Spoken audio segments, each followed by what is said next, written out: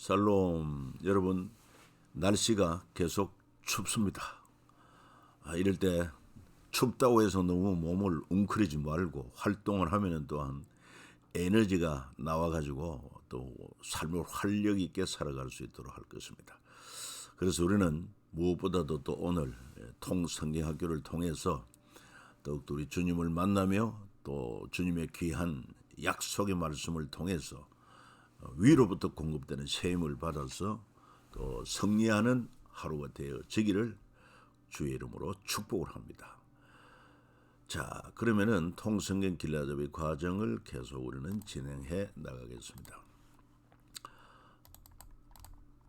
오늘은 제6과 거룩한 시민학교 교과서 레위기서를 중심으로 해가지고 거룩한 시민학교 교과서를 공부하게 되겠습니다. 여기는 5가지 제사를 3가지 방법으로 제사장 위임식과 첫 제사, 아론의 아들 나답과 아비후의 사건, 거룩하고 정결한 삶을 위한 규례들, 속죄일, 거룩은 사랑이다, 이스라엘의 절기 문화와 2가지 미래, 이런 내용이 되겠습니다. 역시 시간, 공간은 신의 산이다. 주요 인물은 모세, 아론, 나답, 아비후, 엘라살, 이다말 기억하시면 되겠습니다. 특별히 이 레위기서를 우리가 공부하는데 레위는 야곱의 아들이죠. 그 이름의 뜻을 연합하다로 레아가 야곱에서 낳은 셋째 아들 이름인데, 하나님께서 레위 지파를 구별하여 성소에서 섬기는 직분을 맡게 하셨으며 레위 지파 중에서도 고핫 자손만이 제사장이 될 수 있게 하셨다. 그래서 많고 많은 지파 가운데 특별히 레위 지파를 택하여 성소에서 하나님 앞에 제사 직무를 맡긴 것은 범죄한 인간과 하나님의 관계를 연합하게 하는 그런 직분이기 때문에 레위라는 이름도 아마 적합한 이름이 아닌가. 특히 제사장은 라틴어로 폰티펙스라고 하는데 다리 놓는 사람들, 역시 연결한다는 그런 의미를 가지고 있습니다. 뭘 연결하겠습니까? 범죄한 죄인과 거룩한 하나님과의 만날 수 있는 교두보, 그리고 또 종교라는 말의 영어 어원도 라틴어로 레리가레에서 유래한 말로 다시 연결하다, 함께 묶다라는 뜻입니다. 의미심장하지 않습니까? 진정한 종교라면 그 말의 어원대로 다시 원래 상태로 회복하는, 연결하는, 연합하는 이러한 진리가 내포되어 있어야 되지 않겠습니까? 우리 기독교는 너무 정확합니다. 범죄함으로 하나님 관계가 깨어진 것을 하나님께서 구약시대에는 제사를 통해서, 그거는 그림자요, 마침내 실제가 되시는 예수 그리스도께서 오셔서 십자가의 피 흘려 주심으로 말미암아 이제 죄인들이 하나님께 나아갈 수 있는 길이 열렸습니다. 다시 연결해 줍니다. 하나님 관계를. 그리고 연합하고 회복이 됩니다. 그래서 십자가에 빌려주심으로 죄인이 거룩한 하나님과 관계가 다시 회복되고 죄로 잃어버린 모든 것을 원래 상태로 회복하게 되는 것을 의미하고 있습니다. 그래서 레이라는 말과 제사장 폰티펙스, 그리고 또 종교라는 말의 어원, 그리고 또 십자가도 수직으로 하나님과의 관계를 이어주고 수평으로 이웃과의 관계를 이어주는 그러한 의미를 가지고 있는 심볼이다. 자, 그래서 레위기는 우리가 흔히 읽을 때 태산처럼 느껴집니다. 왜냐하면은 내용도 많고 또 뿐만 아니라 좀 어려워요. 그렇지만은 이 레위기를 우리가 깊이 이해하고 보면은 레위기는 거룩한 시민학교의 교과서다. 레위기는 하나님의 러브레터이다. 사랑의 편지라는 거죠. 레위기는 한마디로 제사장 나라 교과서이다. 그래서 유대인들은 어린 아이들에게 레위기를 가장 먼저 가르친다고 하지 않습니까? 자, 그래서 거룩한 시민학교 레위기 수업 교실 시간은 성막을 세운 후 시내산 하선까지 약 1개월 20일간 특별 수업이 레위기서 내용이다. 장소는 시내산. 학생들은 애굽 노예 생활에서 해방된 이스라엘 백성. 교육 목표는 거룩한 시민 양성. 제사장 나라 거룩한 시민 양성을. 그래서 교육 내용은 교과서 레위기로 거룩한 시민이 되기 위한 시민학교의 최고의 교과서다. 커리큘럼은 제사 설계, 5가지 제사, 제사장 위임식, 성결, 규례, 거룩은 사랑 이런 내용이 된 것을 알 수 있습니다. 레위기 11장 45절을 보면 나는 너희 하나님이 되려고 너희를 애굽 땅에서 인도하여 낸 여호와라. 내가 거룩하니 너희도 거룩할지어다. 이렇게 말씀하고 있습니다. 하나님께서 일찍이 이스라엘 민족을 택하시고 그리고 애굽에서 해방시켜 주시고 그리고 하나님의 백성을 삼아 주시고는 그들에게 율법을 주심으로 말미암아 거룩한 시민으로서 하나의 규례를 주셨는데 이게 레위기다 하는 내용입니다. 그래서 레위기의 핵심은 거룩입니다. 이제 하나님의 백성이 된 자로서 어떤 삶을 살아야 하느냐? 하나님의 거룩하심을 본받아서 거룩한 삶을 살아야 한다.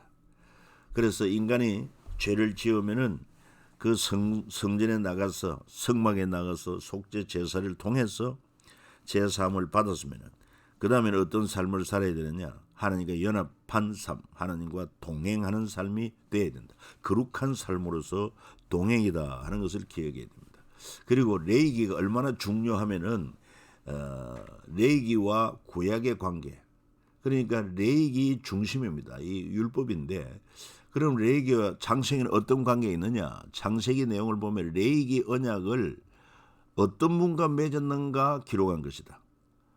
여러분 이 레위기 율법을 어떤 분과 맺었습니까? 이스라엘은 창조주 하나님과 맺은 것입니다. 그 다음에 민수기는 뭐냐? 출애굽기는 뭐냐? 레위기 율법 언약을 맺게 된 역사적 과정을 기록한 책이 출애굽이다. 애굽에 종살이하는 자들을 하나님의 권능으로 해방시켜서 그리고는 이 레위기 언약을 맺었다. 그 다음에 민수기는 어떠한 관계가 있느냐? 레위기와 레위기 율법대로 사는 광야 훈련을 기록한 책이 민수기다.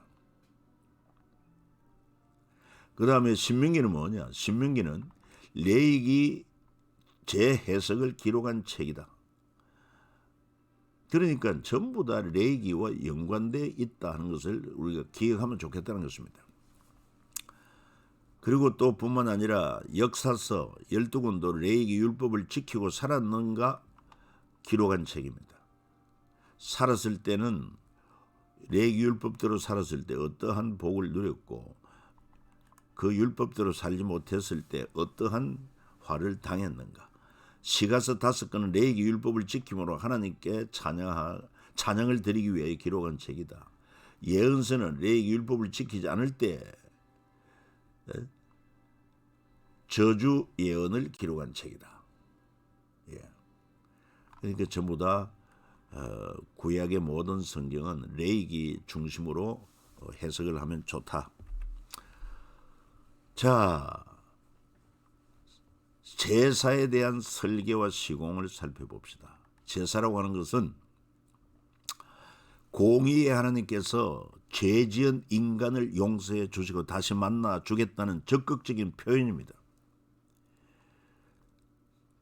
그래서 이 제사는 하나님께서 당신이 택한 백성에게 약속하신 아주 귀한 그런 은총인 것을 알 수 있습니다. 특별히 짐승은 제사가 없지요. 제사할 줄 모르죠. 그리고 이스라엘 백성과의 더 깊은 만남을 위한 하나님의 제안이다 하는 것을 알 수 있습니다. 그런데 여러분 이 제사라고 하는 것을 우리 흔히 일반 사회에서 말하는 죽은 조상 혼령에 대하여 예를 하는 제사와는 다르다는 것입니다. 여러분 제사의 참된 제사의 모형은 바로 성경의 제사인 것입니다. 타락한 죄인이 하나님 앞에 나아가기 위하여 그 죄값을 치르고 하나님과 연합하기 위한 그러한 예식이 바로 제사란 것입니다. 그런데 이것을 모르고 또 변질되거나 해가지고 그래서 죽은 혼령에 대하여 예를 갖추는 제사, 그것은 성경이 분명히 말합니다. 이방인의 제사는 귀신에게 하는 것이라고. 그래서 우리는 바른 제사 드려야 될 것입니다. 특히 우리는 또 신약시대 성도로서 제사장 아닙니까? 제사장. 왕같은 제사장. 이 제사장으로서 역할이 뭐겠습니까? 제사의 전문가가 되어야 합니다. 그거는 바로 하나님을 섬기는데 전문가가 되어야 되고, 그리고 또 뿐만 아니라 이 복음을 통해서 믿지 않는 자들에게 복음을 전가하고 예수를 믿게 하고 죽기로 이끌어오는, 이것이 바로 오늘 이 시대 제사장의 중요한 역할이요. 또한 아울러 제사장으로서 하나님 모시고 하나님과 동행하는 삶을 사는 것이 이 시대 우리의 진정한 제사장의 모습이다. 그래서 하나님의 형상을 회복해야 합니다. 하나님이 이르시되 우리 형상을 따라 우리 모양대로 우리가 사람을 만들고 그들로 바다의 물고기와 하늘의 새와 가축과 온 땅과 땅에 이르는 모든 것을 다스리게 하자 말씀하셨는데, 여러분 범죄함으로 하나님의 형상이 깨어졌어요. 그런데 이 제사를 통해서 하나님을 만나고 하나님과 교통하고 교제하며 하나님을 닮아가는 하나님의 형상을 회복하는 것이 우리의 신앙 생활이 되어야 한다. 그래서 레위기에서 보면은 하나님 앞에 드리는 제사 5가지 제사가 나옵니다. 먼저 번제, 이 불로 태워서 드린다는 것입니다. 의미는 생명 있는 것으로 자신의 생명을 대속하는 생명 헌신을 의미한다. 그러니까 이 구약 시대 그 성막의 구조를 보면은 동쪽에 난 출입구를 통해 들어가면 제일 먼저 번제단이 나옵니다. 뭘 의미하느냐? 죄값을 지불하라는 것입니다. 그래서 내 죄를 대신한 짐승을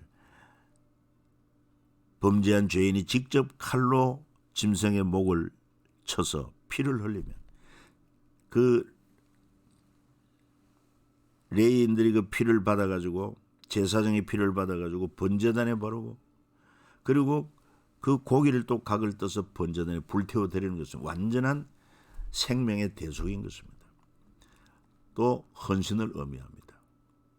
나는 이제 주께서 나에게 이 죽을 수밖에 없는 내 죄를 속해 주었으니 내 삶 전체를 주님 앞에 헌신하겠습니다. 그 다음에 소제가 있습니다. 곡식가루에 기름과 향을 넣어 굽거나 부치거나 삶아 드리는 것인데 제사를 하나님께 바치는 헌신의 의미. 그 다음에 화목제가 있습니다. 그 제물에 기름, 간, 콩팥 등만 불사르고 나머지는 제사장과 제물을 바치는 자가 나누어 먹게 합니다. 이거는 감사한 일이 있을 때 이웃과 나누어 먹게 하심으로 화목제를 드리게 하십니다. 그 다음에 속죄제가 있습니다. 내 죄를 대신한 제물에 안수하고 제사장이 제물의 피를 받아 제단에 뿌립니다. 속건제, 하나님의 것이나 이웃의 것에 해를 가했을 때, 손해를 끼쳤을 때, 5분의 1을 때에 바치거나 또는 이웃에게는 보상하고 바침으로 이런 5가지 제사를 드리게 한 것을 알 수가 있습니다.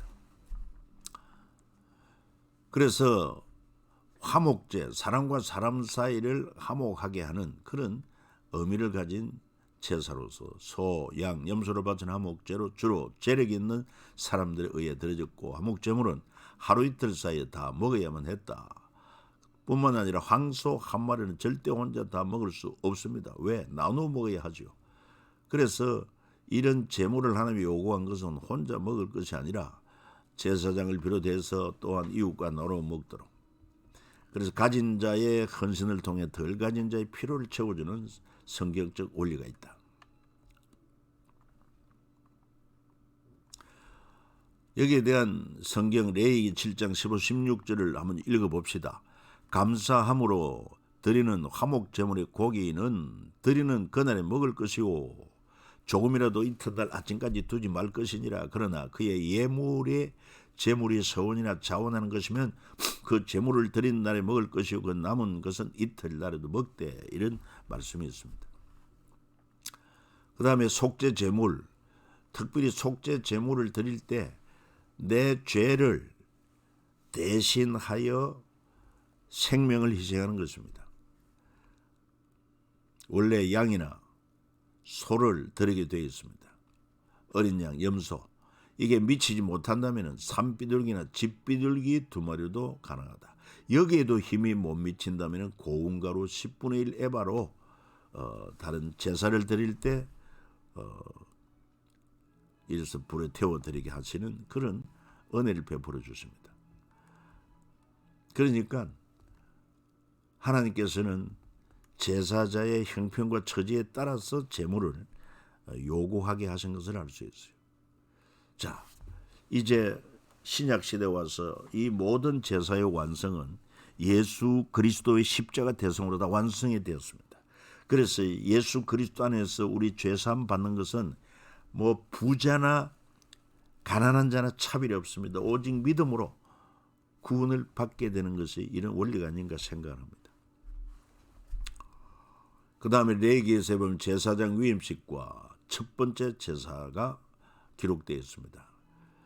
제사장 위임은 아론과 그의 아들들을 제사장으로 위임을 하고, 물론 아론은 대제사장으로 임명이 되죠. 제사장 사명은 매일 지정된 향을 드리고 제사를 집례하고 백성들을 데리고 하나님 앞에 섭니다. 그리고 대제사장의 복장은 참으로 화려했습니다. 제사장의 직분을 감당하면서 입어야 할 거룩한 예복으로서 영광스러운 직분이자 또한 제사를 집례하는 작업복과도 같다. 특권과 사명의 상징이다 하는 것을 알 수 있습니다. 우리도 예수 안에서 구원을 받고 하나님의 자녀가 된 놀라운 특권이 있는가 하면 하나님의 자녀답게 하나님 나라 백성답게 주어진 사명도 감당해야 할 것을 우리가 알아야 될 것입니다. 자, 그리고 또 레위기에서 보면은 아론의 큰아들 나답과 둘째 아들 아비후의 죽음을 우리가 보게 됩니다. 레위기 10장에 나옵니다. 왜 그들이 죽임을 당하게 되느냐? 아론의 아들 나답과 아비후가 각기 향로를 가져다가 여호와께 명령하시지 아니하신 다른 불을 담아 여호와 앞에 분향하였더니 불이 여호와 앞에서 나와 그들을 삼킴에 그들이 여호와 앞에서 죽은지라 그랬습니다. 그러니까 제사장으로서의 특권이 있지만 그 주어진 특권, 사명을 잘 감당해야 그것은 바로 하나님의 말씀대로 집례를 하고 말씀대로 예배하고 말씀대로 순종하는 삶을 살아야 한다. 그만큼 제사장의 특권이 있는가 하면은 또한 그 책임도 무겁다고 하는 사실을 우리에게 깨닫게 줍니다. 오늘 우리도 신약시대 제사장으로서의 특권뿐만 아니라 주어진 사명에도 성실해야 할 것이다. 또 한 가지, 그 후에 어떻게 하나님 말씀하시느냐? 여호와께서 아론에게 말씀을 이르시되 너와 네 자손들이 해막에 들어갈 때에는 포도주나 독주를 마시지 말라. 그리하여 너희 죽음을 면하라. 이는 너희 대대로 지킬 영영한 규례. 하나님 앞에 예배할 때 우리는 형식이 되어서는 안 됩니다. 살아계신 하나님 앞에 믿음을 가지고 나가야 됩니다. 하나님께 나아가는 자는 반드시 그가 살아계신 것과 자기를 찾는 자들에게 상 주시는 이심을 믿어야 할지니라. 고람대오의 믿음으로 하나님 앞에 예배하고 하나님을 모시고 살아야 하는 것이 바로 신약시대 제사장 된 우리의 모습이다. 그리고 거룩하고 정결한 삶을 위한 규례들도 레위기에 기록되어 있습니다. 레위기 11장에는 흔히 짝대기장, 젓가락장이라고 합니다.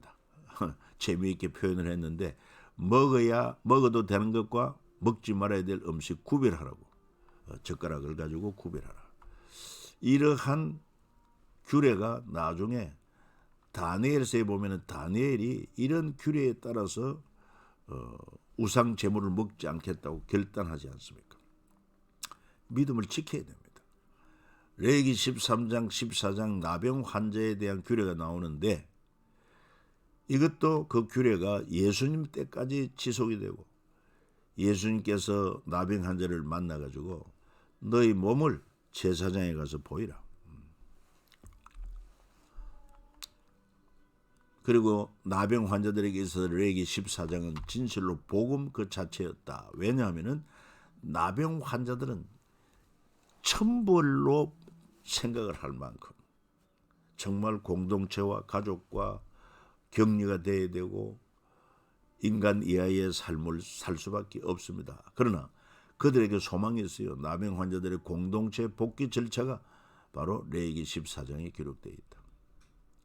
우리도 나병 환자 못지않게 저주받은 인생이지만 죄인이었지만 예수 그리스도 안에서 다시 여러분 죄사함을 받고 하나님의 자녀가 되고 하늘나라 영원한 생명을 소유할 수 있는 이런 거룩한 생명 공동체에 우리가 회복되기 때문에 그래서 기독교 복음이 있는 것입니다.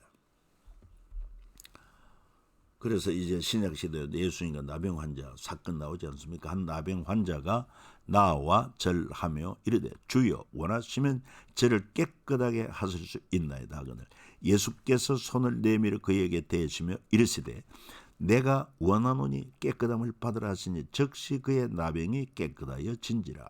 예수께서 이르시되 상가 아무에게 누리지 말고 다만 가서 제사장에게 내 몸을 보이고 모세가 명한 예물을 들여 그들에게 입증을 하시니라. 얼마나 놀라운 기쁜 소식입니까? 나병보다 더 무서운 것이 죄라는 사실을 아십니까? 그 죄값은 죽음과 영원한 지옥의 형벌인데 그 죄의 비참한 형벌에서 죄사함과 구원 얻을 수 있는 유일한 길이 바로 예수 그리스도의 십자가 대속의 은혜가 아닙니까?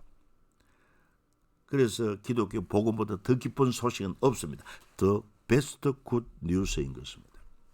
아울러 레위기에서는 거룩과 더불어 사랑을 강조하고 있습니다. 그래서 거룩은 곧 사랑이다 이렇게 표현도 합니다. 특히 레위기 19장에 내 이웃 사랑하기를 네 자신과 같이 사랑하라. 나는 여호와이니라. 그래서 그 이웃을 향한 구체적인 사랑의 실천이 쭉 나오는데 곡식 거둘 때 밤모퉁이 일부를 남겨두라.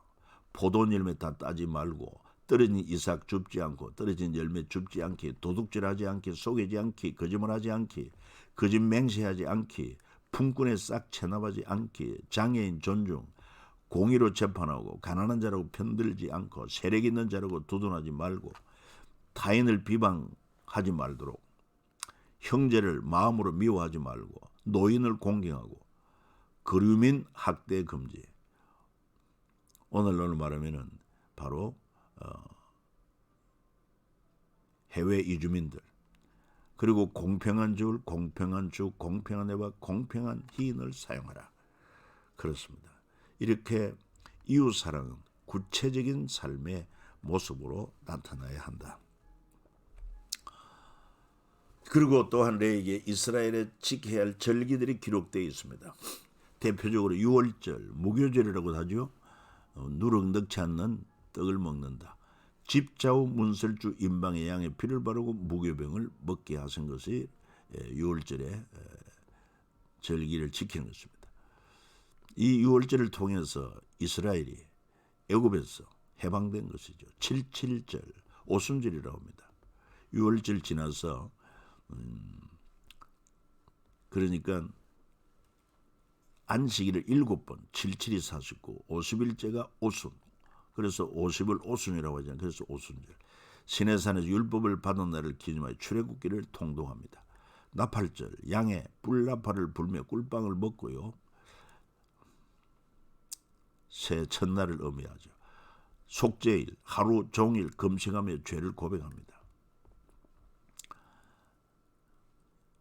장막절, 초막절이라고도 합니다.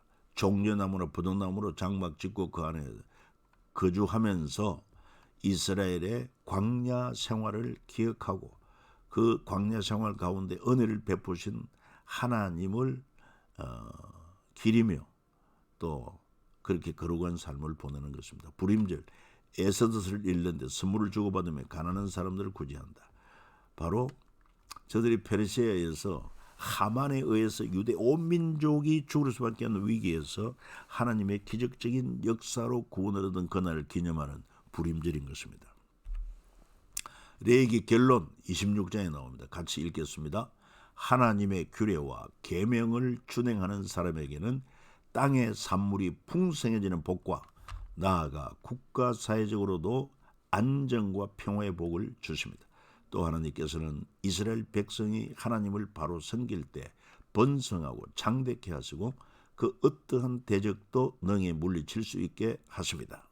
그러나 하나님을 경외하지 않고 계명을 준행하지 않는 자는 그 수고를 헛되게 하고 대적의 침략에 의해 멸망당할 것임을 경고하고 있습니다.